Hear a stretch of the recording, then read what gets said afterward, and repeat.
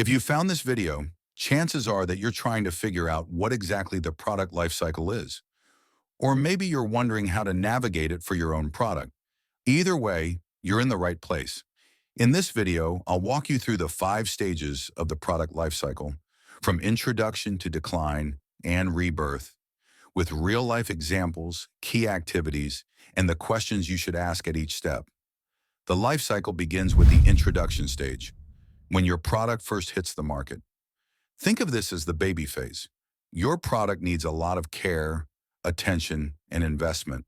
The goal at this stage is to create awareness and attract early adopters. Key activities include launching marketing campaigns, running beta tests, and gathering early user feedback. For example, when Spotify launched, they offered free trials so people could experience the value of streaming music before committing to a subscription. At this stage, it's worth asking, are people excited about the product? And are we solving a real problem? If the answer is yes, and you start seeing traction, congratulations, it's time to scale up. And that brings us to the growth stage. Growth is where things start to get exciting.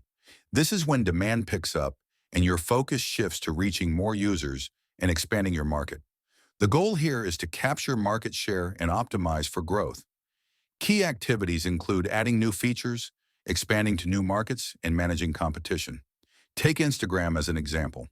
It skyrocketed by adding filters and making photo sharing incredibly easy. That simple, delightful experience fueled massive growth. Key questions to ask. How do we keep growing sustainably? And what features or improvements will have the biggest impact? But growth can't last forever. Eventually, things start to level out, and that's when you hit the maturity stage. The maturity stage is where you have captured most of the market, and new competitors are popping up left and right. At this point, the goal is to maximize profitability and keep users engaged. Key activities include running loyalty programs, refining features based on user feedback, and optimizing pricing strategies. Look at Netflix. When subscriber growth started slowing, they stayed relevant by producing original shows like Stranger Things and The Witcher. At this stage, it's worth asking, how do we stay ahead of competitors? And are there adjacent markets we can explore? But no matter how well you play the game, every product eventually faces decline. Decline doesn't always mean failure. It's just part of the natural life cycle of a product. Maybe consumer preferences shift, technology evolves, or better alternatives emerge. The goal here is to decide whether to retire, pivot, or reinvest. Key activities include cutting costs or simplifying the product, exploring niche markets, and planning a sunset or phase-out strategy. For example, Blockbuster faded out when streaming services like Netflix took over. The critical questions to ask: can we breathe new life into this product? Or is it time to gracefully let it go?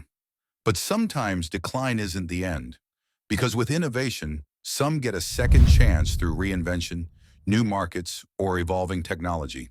Take Apple, for example.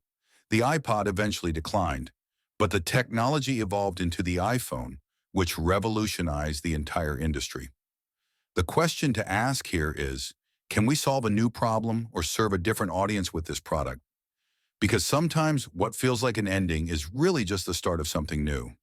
So now you understand about the product life cycle. Just one thing to remember: every product has a life, but how you manage that life can make all the difference. Thank you for watching, and see you next time.